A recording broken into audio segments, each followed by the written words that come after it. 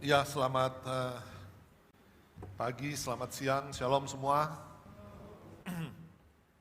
Baik, kita akan mendengarkan lanjutan dari khotbah sudah 2 hari minggu, ini minggu yang ketiga, tentang satu judul yang namanya The Bodyguard, Bodyguard Part 3, ya. Nah, saya sudah sampaikan kepada saudara tentang seorang yang bernama Itai. Itai ini adalah, kalau di Alkitab dikatakan bahwa ada 2 Itai. Itai yang pertama adalah Itai Itai dari suku Benyamin, orang Israel. Dan Itai yang kedua adalah Itai orang Gad, orang Filistin, ya, orang yang tidak bersunat, orang asing. Nah, kita sedang mempelajari Itai orang Gad ini, bagaimana begitu banyak pelajaran-pelajaran yang kita bisa dapatkan dari dalam hidupnya. Itai ini adalah orang hebat. Coba Aris tolong baca ini. 2 Samuel pasal 15 ayat yang ke-17. Maka keluarlah raja dan seluruh orang-orangnya mengiringi dia.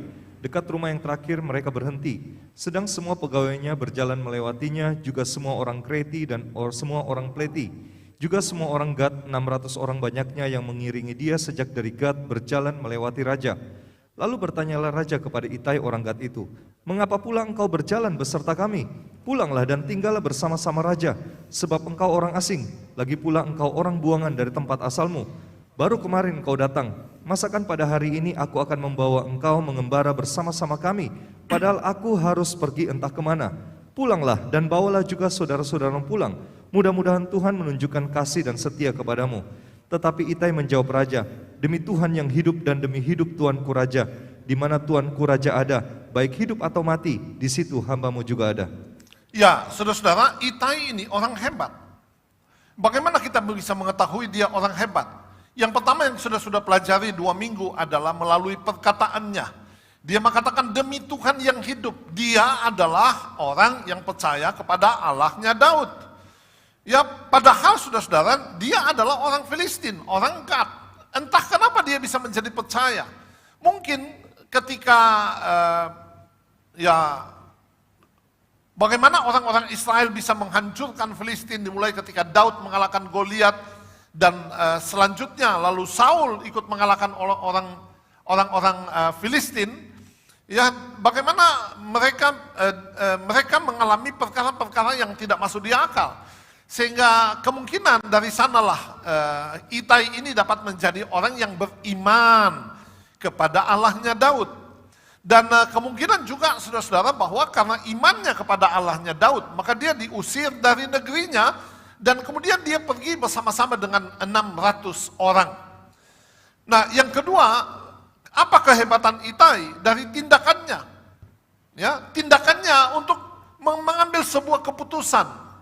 Saya mau katakan saudara-saudara bahwa pada hari itu Itai ini berada di yang namanya crossroad. Crossroad atau persimpangan jalan. Dia mau ke kanan atau dia ke kiri. Dan saudara-saudara, saya mau katakan bahwa setiap hari sebenarnya kita berada di persimpangan jalan. Saya kira banyak di antara saudara yang tadi pagi masih ke gereja enggak ya? YouTube atau ke gereja? YouTube atau ke gereja? Ya? Atau tadi pagi mungkin ada yang bilang mandi atau tidak mandi? Mandi atau tidak mandi? Atau sikat gigi atau tidak sikat gigi gitu ya? Atau makan pagi atau tidak makan pagi? Ya, lihat postur tubuh sudah jam makan pagi. Tapi lihat mahnya makan pagi Jo. Akhirnya kemudian mengambil keputusan. Tiap hari kita mengambil keputusan. Tiap hari kita ada di persimpangan jalan. Ketika Anda tersinggung, Anda mempunyai pilihan mau marah atau tidak. Ketika Anda kecewa, mau sakit hati atau tidak. Itu adalah pilihan. Oke? Saudara-saudara, Itai ini adalah gambaran gereja. Daud adalah gambaran Kristus. Absalom adalah gambaran dunia ini. Ya, dan Itai berada di crossroad, apa atau siapa yang harus dia ikuti? Saudara kasih dalam Tuhan, sekali lagi, seringkali kita berada di persimpangan jalan. Dan Tuhan mau kita mengambil keputusan.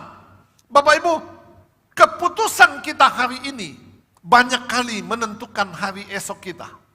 Waktu kami baru bertobat,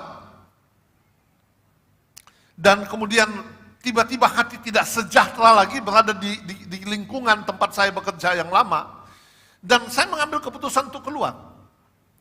Ya, keluar.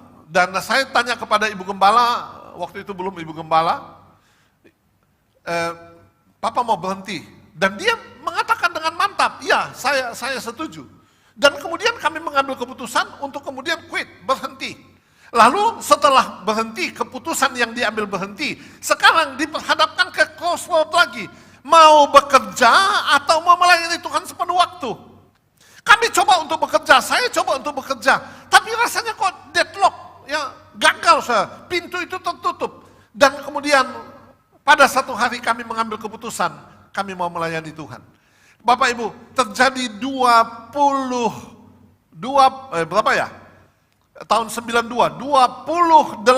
tahun yang lalu, kami berada di persimpangan jalan, dan kami mengambil keputusan untuk melayani Tuhan sepenuh waktu. Dan keputusan pada hari itu menentukan keberadaan saya hari ini bersama-sama dengan keluarga. Kalau hari itu saya mengambil keputusan untuk menjadi pedagang, barangkali saya bisa jadi pedagang, sudah ya. Atau barangkali saya bisa buka toko, atau barangkali saya bisa buka rumah makan, atau barangkali saya bisa melakukan sesuatu atau bekerja kepada orang lain dan selanjutnya. Ya, tapi saya kira kalau waktu itu saya mengambil keputusan untuk bekerja, saya tidak akan pernah mempunyai kesempatan sampai ke tanah perjanjian, dan saya tidak pernah ketemu dengan Aris Andrianto, Tejo, ya.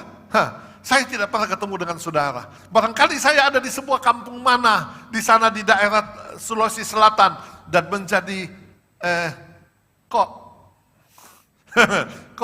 ya, buka toko lah saya di sana. Saudara kasih dalam Tuhan, keputusan saya hari itu menentukan hari esok saya. Kalau kita belajar tentang Hawa, ini saya renungkan ini sudah ya, tentang Hawa. Hawa nafsu atau nafsu Hawa. Hawa ini adalah yang disebut penduduk bumi mula-mula. Wanita paling berbahagia di dunia karena tidak punya mama mertua. Saudara-saudara, wanita paling berbahagia di dunia karena Hawa ini tidak dipunyai oleh ibu-ibu kebanyakan, yaitu cemburu. Ya, Hawa tidak pernah cemburu kepada Adam. Kenapa? Sebab Adam tidak punya lawan jenis yang lain kecuali dia. Bapak Ibu, Hawa pada satu hari diperhadapkan dengan keputusan. Dan kemudian Hawa ini gagal. Ya. Apa sih kesalahan daripada Hawa dapat menjadi berkat bagi kita semua pada hari ini? Yang pertama adalah Hawa salah di dalam pergaulan. Ya, salah di dalam pergaulan. Tahukah saudara dengan siapakah Hawa ini bergaul? Teman bergaul yang paling benar adalah Tuhan dan suaminya Adam. Seharusnya Hawa ini bergaul dengan Tuhan, memuji Tuhan, menyembah Tuhan secara vertikal. Dan kemudian secara horizontal, dia bergaul dengan suaminya. Orang yang Tuhan izinkan ya menjadi bagian hidupnya. Orang yang Tuhan izinkan dia menjadi penolong daripada suaminya. Tapi sayang sekali saudara-saudara, Hawa malah memilih ular. Coba toleh kiri kanan saudara. Bilang begini, hari ini kamu bergaul dengan ular kah? Ya, saudara-saudara, pergaulan yang buruk merusak kebiasaan yang baik. Apa yang baik yang ada di dalam hidup Hawa, saudara-saudara, impartasi dari suaminya Adam telah menjadi rusak, telah menjadi gagal. Tujuan Tuhan di dalam hidupnya menjadi gagal. Kenapa? Salah di dalam pergaulan. Ya, hari-hari ini banyak saudara, ya jenis manusia begitu banyak. Ada orang yang berkelahi, ada orang yang ketakutan, ada orang yang parno, ada orang yang macam-macam saudara. Dengan siapakah kita bergaul? Kalau Anda bergaul dengan orang yang salah, begitulah keadaan hidupmu. Hawa salah pilih. Dia bergaul dengan ular. Ya. Apa kesalahan Hawa? Kesalahan Hawa, saudara, adalah yaitu percakapan. Dia membangun percakapan dengan ular. Hawa memberi peluang kepada ular. Dorang talking, ngomong-ngomong, ya, baku sedu, bergurau, saudara, yang ngobrol, ya, memperkatakan sesuatu yang tidak boleh dia katakan, yaitu tentang hukumnya Tuhan di dalam kehidupan Adam dan Hawa. Wah, maka Alkitab bilang begini, lawanlah iblis, maka ia akan lari daripadamu. Lawanlah, ya, dalam bahasa aslinya antistemi, menahan, ya, atau menentang. Iblis itu harus ditahan, iblis itu harus ditentang, tidak boleh dikasih peluang. Bapak Ibu, dunia ini memberikan kepada kita begitu banyak penawaran. Ya, dunia ini selalu mau berbicara kepada kita, memberikan pengaruh. Baik itu melalui pandangan mata, baik itu melalui pendengaran. Ya, dunia ini selalu mempromosikan kehebatan dunia ini. Pertanyaannya adalah, apakah kita mau memberikan peluang kepada dunia ini untuk mempengaruhi hidup kita atau tidak? Kenapa hari ini begitu banyak orang ketakutan, saudara? Hidup di dalam ketakutan yang luar biasa. Karena kita mendapatkan perkataan-perkataan dari gadget kita. Nih, dari gadget kita. Perkataan-perkataan WhatsApp, ya, mati di sana, cilaka di sana, ya, berkelahi di sana, huru-hara di sana, wah, bencana alam di sana, terus menerus, masuk terus menerus. Angka-angka itu dimunculkan dengan luar biasa. Oh, COVID, oh, Manado merah, ya, sudah hampir 2.000 di kota Manado, banyak, saudara, ya. Tetapi, saudara, tidak pernah kita mendapatkan informasi yang seimbang. Umpamanya di Manado sudah 1.800, yang mati 93. Berapa persen? Berapa persen? Ya, di dunia, di Indonesia 180.000 yang kena, yang mati 7.800. Coba saudara hitung berapa persen. Berapa banyak orang yang mati karena kolesterol, karena stroke, karena jantung, karena demam berdarah, tipes, kecelakaan, ya, sakit hati, mati karena sakit hati. Ada, saudara. Bapak Ibu, begitu banyak informasi yang masuk dan kita berkomunikasi dengan itu. Kita membuka hati kita dengan semuanya. Akibatnya paranoid. Ada ponakan saya di Sulawesi Selatan, dia punya supermarket paling besar di kotanya.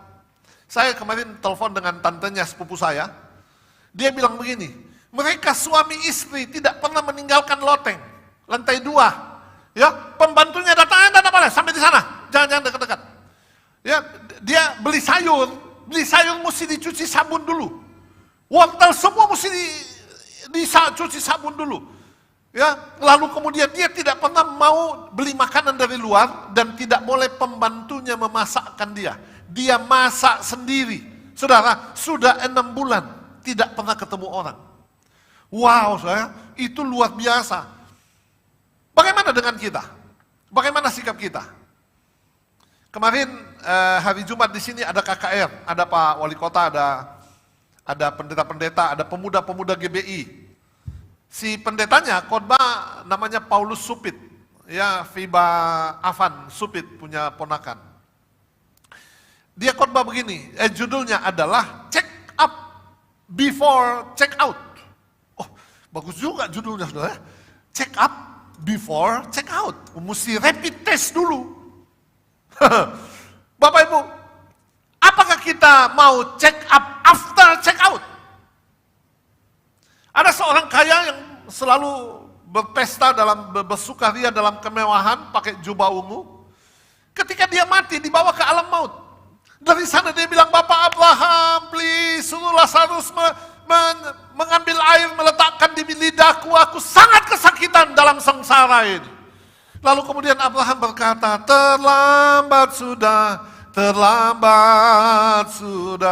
Nggak bisa lagi. Lalu dia bilang begini, suruhlah Lazarus pergi ke rumah bapakku. Masih ada 5 saudaraku, jangan sampai mereka masuk ke dalam tempat sengsara ini. Lagi-lagi Abraham nyanyi, terlambat sudah.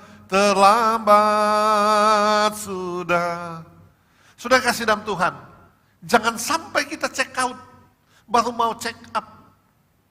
Kita harus check up dulu, baru kemudian siap sedia menjadi umat yang layak, barulah kita check out. Katakan amin.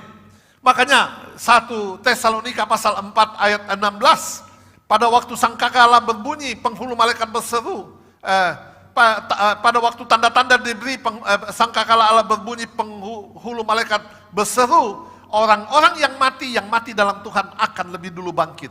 Makanya pastikan saudara kita sudah check up, baru mati di dalam Tuhan. Katakan amin. Kalau kita mati di dalam Tuhan, selamat. Oke?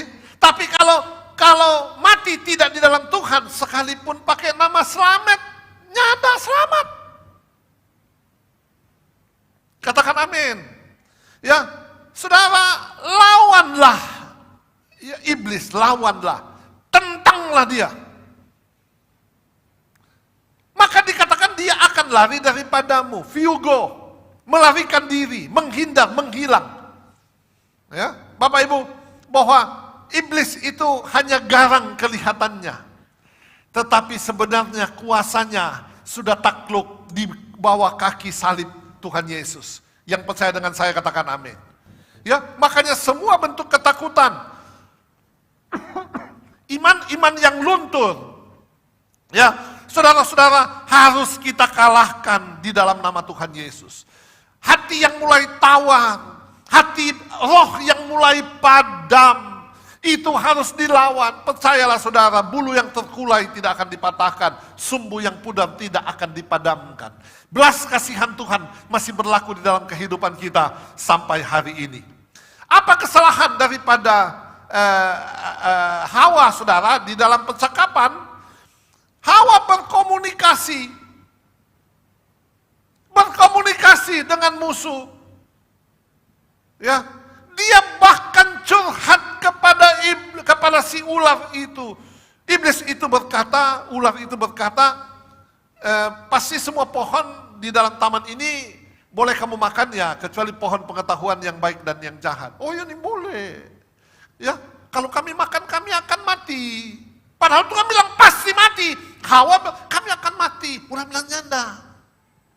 So salah ngana. Ya, kalau kamu makan buah pohon-pohon itu, bukannya kamu mati, kamu akan menjadi sama dengan Tuhan. Hah? Yang benar? Iya. Saudara-saudara, dia berkomunikasi, dia curhat kepada iblis. Bapak Ibu, Anda curhat kepada siapa? Kalau ada masalah dalam hidup ini, curhat kepada siapa? Jangan salah curhat, saudara. Karena Mazmur 62 ayat yang ke-9 mengatakan, percayalah kepadanya setiap waktu, hai umat, curahkanlah isi hatimu di hadapannya. Allah ialah tempat perlindungan kita. Ternyata Tuhan mau kita curhat.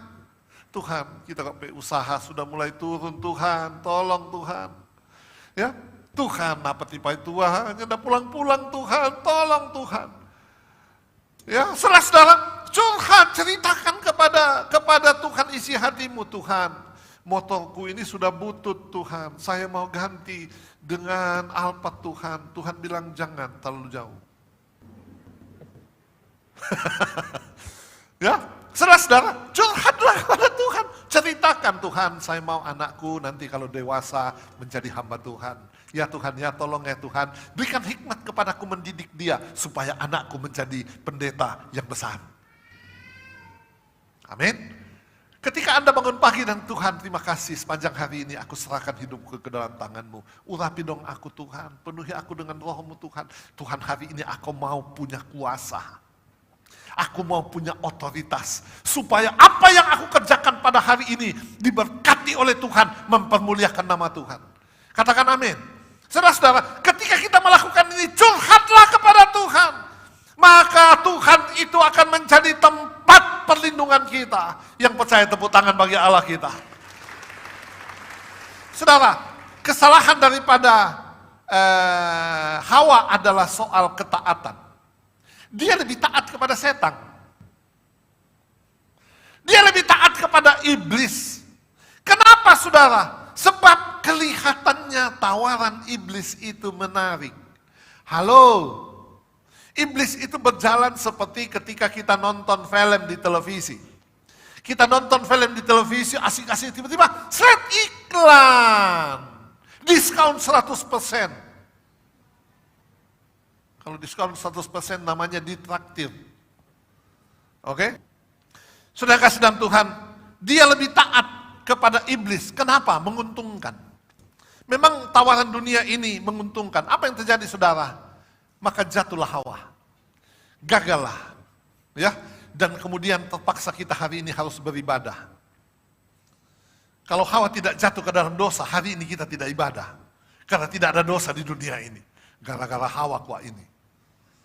Ya, makanya Hawa nafsu menjadi nafsunya Hawa. Kita kembali kepada Itai. Saudara-saudara, penawaran bagi Itai hari itu adalah life or death, hidup atau mati. Oke, hidup atau mati. Coba kita lihat ini. Kalau ikut Daud, artinya dia meninggalkan tahta, meninggalkan istana, menjadi orang yang dikejar-kejar, menjadi buronan. Ya, kalau dia ikut Daud, ini pilihan saudara ya, life or death. Ikut Daud persoalan, ikut Daud masalah. Banyak kali saudara ketika kita ikut Tuhan, jangan kira langsung hidup itu gampang. Wah, waktu kami baru bertobat ikut Tuhan, dulu punya mobil, punya sopir, tiba-tiba hilang semua. Punya gaji bulanan, hilang semua. Ya, tiap hari bisa makan, minum, pesta, hilang semua. Semua kenikmatan hilang semua. Kalau ikut Absalom, apa yang terjadi? Langsung kepada tahta, kedudukan, kekuasaan, otoritas. Ya. Shortcut, saudara, jalan pintas. Banyak orang seperti ini nih. Mau cepat kaya gampang, cari gampang saudara, rampok. Ya, cari mau kaya, kerja susah, ilmu dah capai, menipu. Ya, ada orang yang mau shortcut. Oke? Saudara, orang mau shortcut, short way, mau jalan pintas supaya bisa mencapai hasil. Kalau dia ikut Absalom, langsung jalan.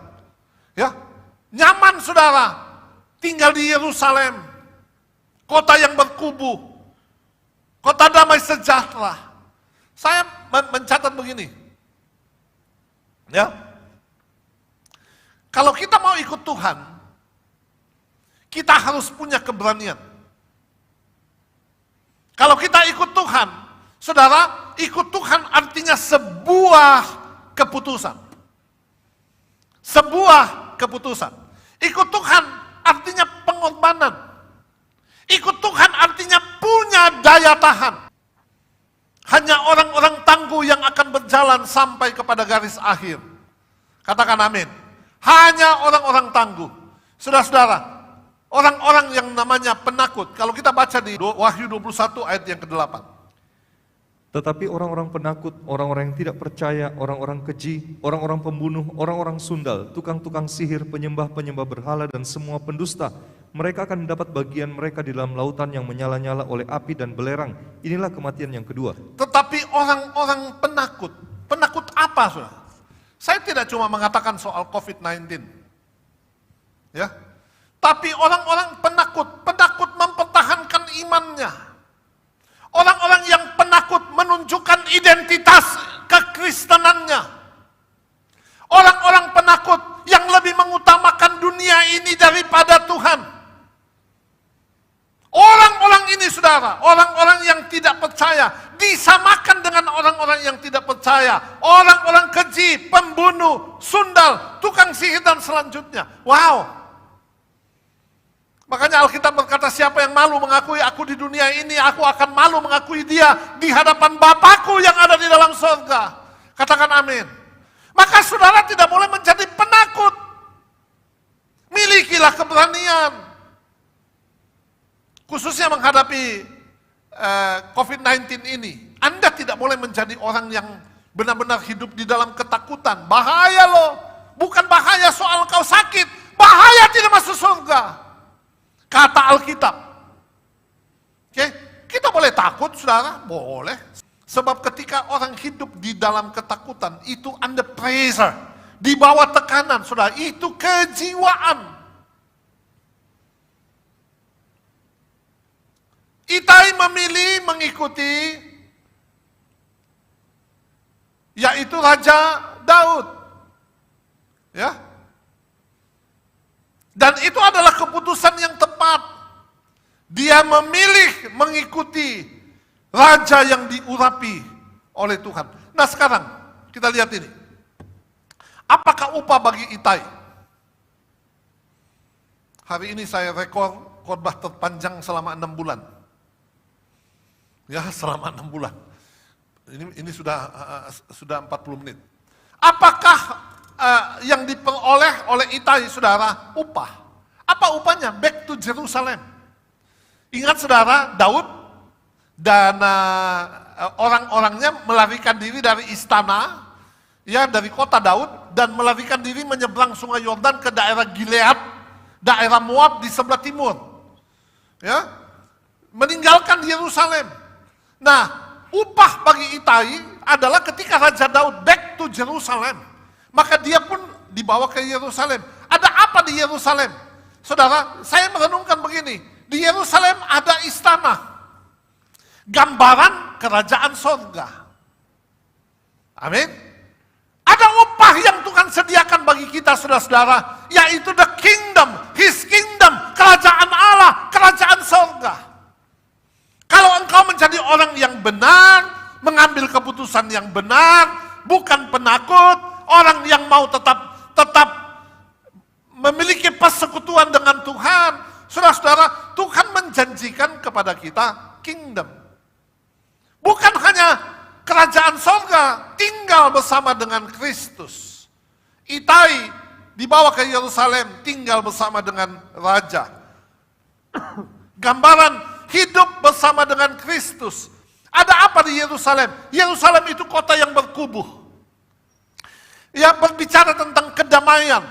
No tears, tidak ada air mata. Haleluya. Ini yang menjadi impian kita. Bahwa one day, pada satu hari, kita akan bersama-sama dengan Tuhan. Pada satu hari, ketika sangkakala Allah berbunyi, nama kita ada di sana. Matius pasal 25 ayat 21. Maka kata tuannya itu kepadanya, baik sekali perbuatanmu itu, hai hambaku yang baik dan setia. Engkau telah setia dalam perkara kecil, aku akan memberikan kepadamu tanggung jawab dalam perkara yang besar. Masuklah dan turutlah dalam kebahagiaan Tuhanmu. 1, 2, 3. Masuklah dan turutlah dalam kebahagiaan Tuhanmu. Satu kali lagi. Masuklah dan turutlah dalam kebahagiaan Tuhanmu. Wow. Semua bilang, wow. Yang terakhir. Apa upah bagi Itai? Menjadi salah satu panglima perang Daud. 2 Samuel pasal 18 ayat 2. Lalu Daud menyuruh tentara itu maju berperang. 33%, sepertiga saudara, di bawah perintah Yoab. Sepertiga lagi di bawah perintah Abisai, anak Seruya, adiknya Yoab. Dan sepertiga lainnya di bawah perintah Itai, orang Gad itu. Saudara-saudara, bagaimana orang yang asing ini dipercaya oleh Daud menjadi seorang yang menjadi panglima. Saya mau beritahu saudara begini. Daud itu orang yang sangat setia. Dia tahu menghargai, ya, orang-orang yang memberikan support kepada dia. Dan saya mau katakan kepada saudara, Tuhan yang kita sembah adalah Tuhan yang setia. Yang selalu memperhitungkan setiap jeri lelah kita di ladang Tuhan. Haleluya. Ketika kita mau melakukan sesuatu, percayalah saudara, ada upah yang menanti kita di sana, di kerajaan sorga. 2 Timotius pasal 2 ayat 12. Jika kita bertekun, kita pun akan ikut memerintah dengan dia. Jika kita menyangkal dia, dia pun akan menyangkal kita. Siapkan hatimu saudara-saudara. Tuhan datang pada kali yang kedua. Check up before check out. Mari kita mau check up sebelum Tuhan panggil kita atau Tuhan bawa kita masuk ke dalam kerajaan sorga. Dan kita akan tinggal bersama-sama dengan Tuhan sampai selama-lamanya.